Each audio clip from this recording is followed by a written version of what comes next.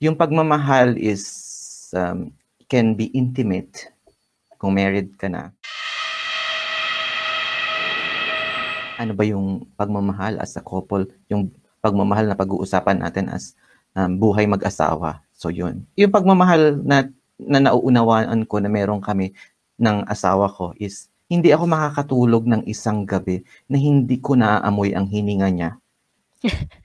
How sweet naman.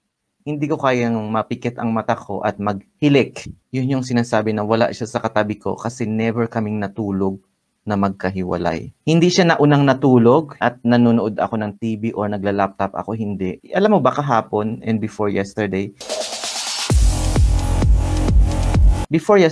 and yesterday was the first and second thing in our life na pumunta siya ng supermarket mag-isa. Kasi ang akala ko pupunta lang siya sa ground floor. Kasi merong maliit na mini mart doon. Busy ako kahapon, kaya yaw-yaw, hindi ko naunawaan. Sabi niya pupunta pala siya ng supermarket. Kagabi medyo kasi overprotective ako pagdating sa asawa or pamilya ko, medyo overprotective ako. And kagabi, I couldn't sleep well. Kasi sabi ko, naku, yung asawa ko pala, pumunta ng supermarket. Medyo malayo kasi yung supermarket eh. Di ba lockdown kami, hindi pwede magdala ng sasakyan. Naglakad siya. And pagbukas ko ng pinto nga kagabi, meron siyang plastic bag na medyo malaki at isa pang maliit na plastic bag. Linakad niya siguro from here to the supermarket, siguro mga less than 20 minutes na lakad. So, ganun kalayo yun. So, na-realize ko kagabi na busy ako sa aking pag-YT.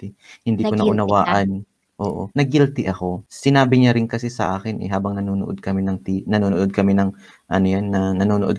Grey's Anatomy kagabi at bigla niyang sinabi. Dahil nakita niya sa Grey's Anatomy kung ano yung nangyari. Sa scene na yon, sabi niya, "You let me go to the supermarket alone. You don't kiss me, you don't say bye, you don't send me to the door."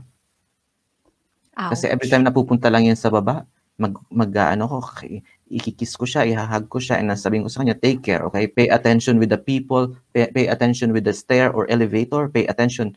Palagi ko sinasabi sa kanya na atasyong, mag-attention ka. Ganun ka, yung tinatawag ko na pagmamahal ko sa asawa ko. Pero hindi totoo yun talaga, sir. Kasi minsan meron tayong mga yung pag-iisip na pag sinabing pagmamahal, kailangan big things. Maliliit na bagay, katulad ng sasabihin mo ngayon. Sabay kami naliligo, di ba? Pag naliligo kami, yung aming shower room kasi, meron kaming rug. Yung rug namin is minsan madulas. Pareho kasi kami medyo may problema sa tuhod. Ayan.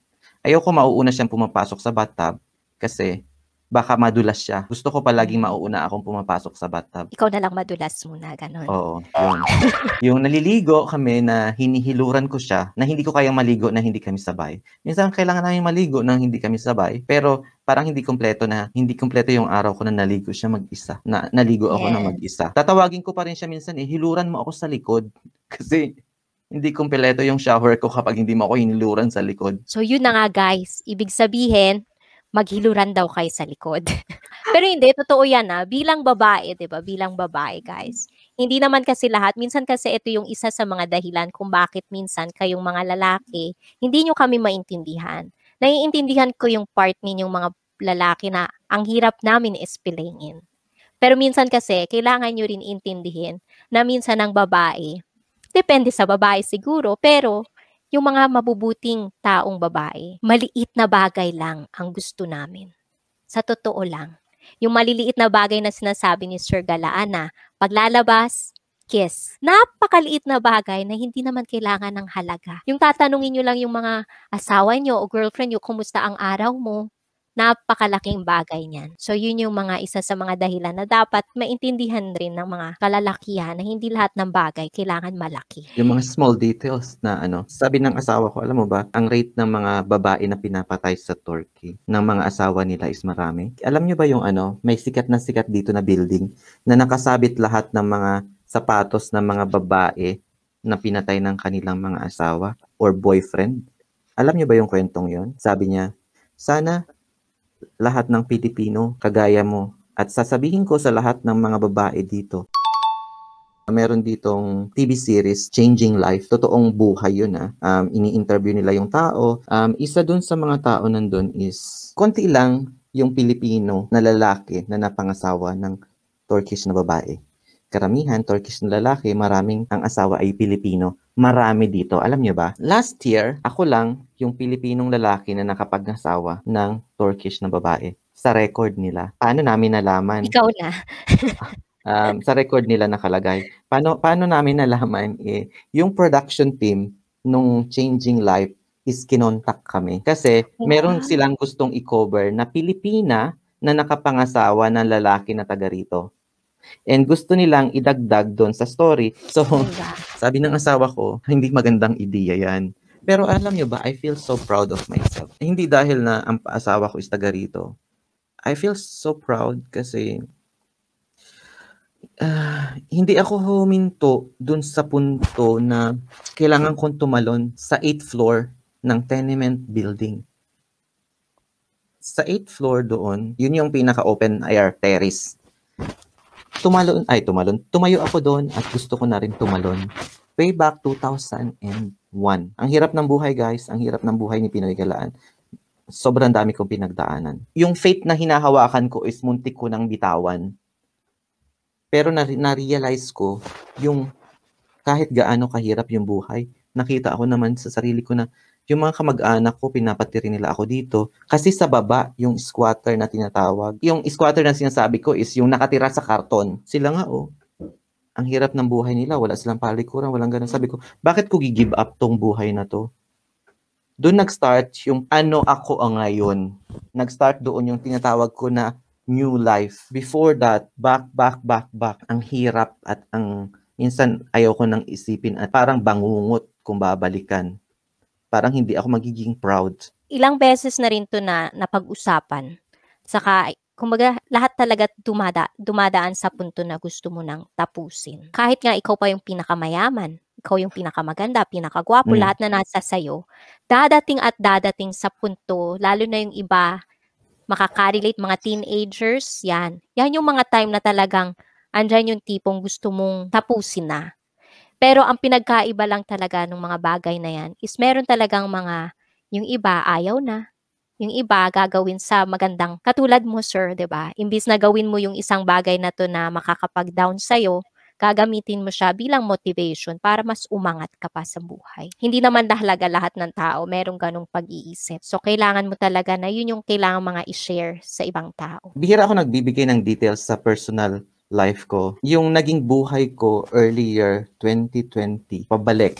Yun yung time na mga teenager ka, below 20 years old ka doon. Mahirap, high school graduate ka, na-prostrate kasi rin ako. Yung prostration na nakuha ko sa family ko rin. So, dun yung nag-start yung maraming nangyari sa buhay ko na ayaw kong balikan, ayaw kong isipin, ayaw kong ni one part of it is sumagi sa isip ko uli. Pero mahirap ha, minsan talaga nagpa-pop up na lang sa utak mo. Kasi nakikita mo sa TV, nakikita mo in real life, so ganun. Dumating yung time na yung mental health ko is almost collapsing na. Pero ang bait ng Diyos hindi niya pa rin ako binitawan.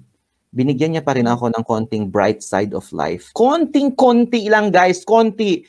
Very small part of it. Ayun, binigyan ako ng chance, i-cultivate ko yung small part ng life na yan. Pinunuan ko ng kung anong pwede kong ipuno doon para mag-grow yun. Para maging ako ngayon, ngayon ako. Kaya nga sabi ko, I'm so proud of myself na naging ganito ako ngayon. Hindi dahil ang asawa ko is mayaman.